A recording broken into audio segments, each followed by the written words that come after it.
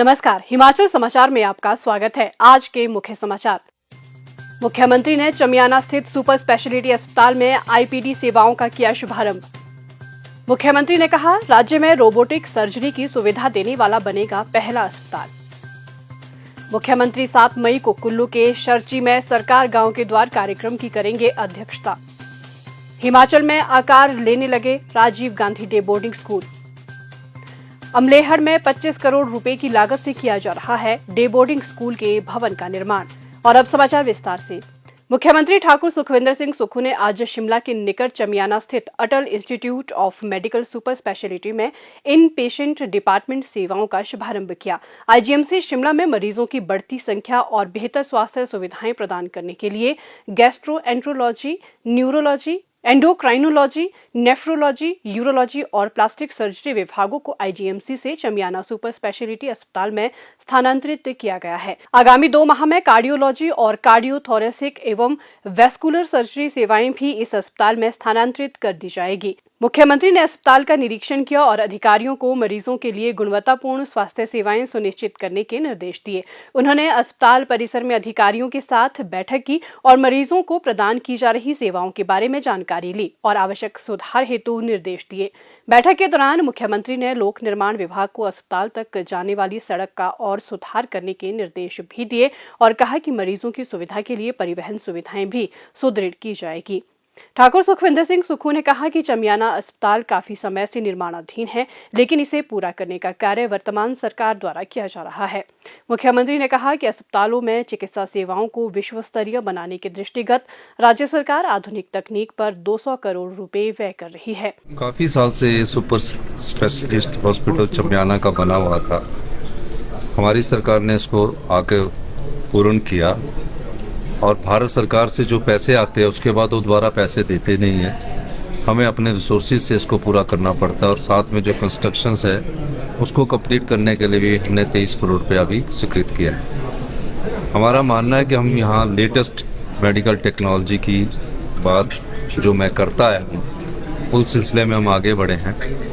इस हॉस्पिटल में और दूसरे हॉस्पिटल में हम हाई एंड मेडिकल टेक्नोलॉजी लगाएंगे और मेरा मानना है कि अगले कुछ समय में यहाँ रोबोटिक सर्जरी शुरू कर दी जाएगी, जो प्रदेश की पहली रोबोटिक सर्जरी होगी यहाँ और टांडा में। और जो एमआरआई है यहाँ, वहाँ लेटेस्ट एमआरआई हमने स्वीकृत की है और उसके अलावा एमआरआई की जो हमने 3 टेस्ला है वो टांडा में भी स्वीकृत की है, हमीरपुर में भी स्वीकृत की है और नेरचौक में भी स्वीकृत की है। नेरचौक मेडिकल कॉलेज बन गया, आज तक एमआरआई की मशीन्स नहीं है वहाँ, हमने उसको स्वीकृत किया है। और जो आईजीएमसी में एमआरआई की मशीन है वो 19 साल पुरानी है।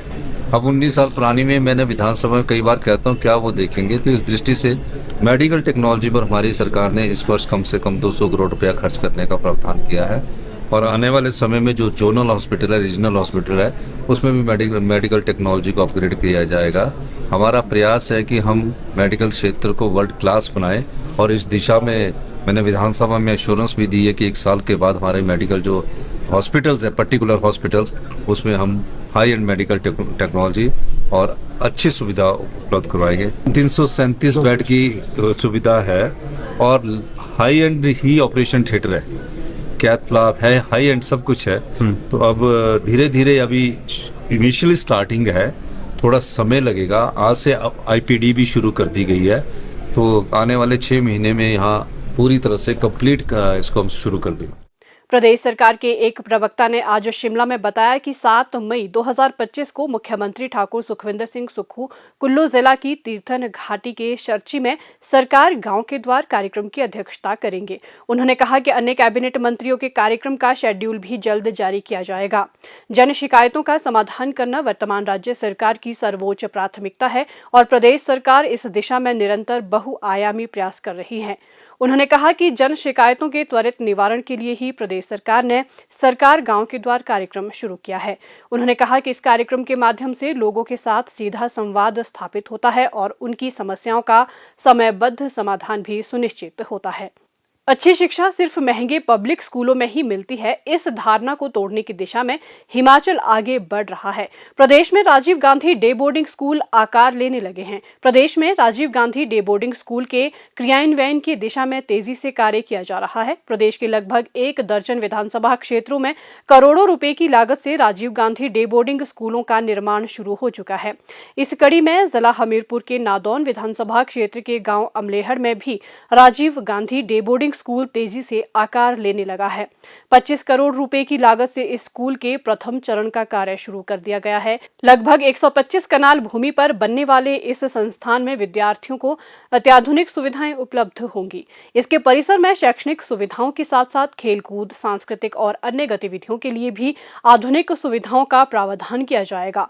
मुख्यमंत्री ठाकुर सुखविंदर सिंह सुक्खू ने अधिकारियों को इस स्कूल के प्राइमरी विंग को 1 साल के भीतर तैयार करने के निर्देश दिए हैं। अब वे दिन दूर नहीं है जब अमलेहड़ और इसके आसपास के गांवों के परिवारों के बच्चों को भी अपने स्कूल में वे सभी आधुनिक सुविधाएं मिलेगी जो कि आमतौर पर बड़े एवं महंगे पब्लिक स्कूलों में ही मिलती हैं। मुख्यमंत्री ठाकुर सुखविंदर सिंह सुक्खू की सरकारी स्कूलों के विद्यार्थियों को प्रतिष्ठित पब्लिक स्कूलों के समान आधुनिक सुविधाएं उपलब्ध करवाने की परिकल्पना अब साकार हो रही है। बच्चों को आत्मविश्वास के साथ जीवन में आगे बढ़ने के लिए प्रोत्साहित करने की दिशा में Rajiv Gandhi day boarding school मील का पत्थर साबित होंगे। हिमाचल समाचार देखने के लिए सब्सक्राइब करें यूट्यूब चैनल हिमाचल समाचार, लाइक करें Facebook page information and public relations department Himachal Pradesh और सीएमओ हिमाचल। फॉलो करें x@DPRHP और सीएमओ हिमाचल। फॉलो करें इंस्टाग्राम @DIPR हिमाचल और सीएमओ हिमाचल। विजिट करें वेबसाइट www.himachalpr.gov.in। इस अंक में इतना ही। कल फिर होगी मुलाकात। दीजिए इजाजत। नमस्कार।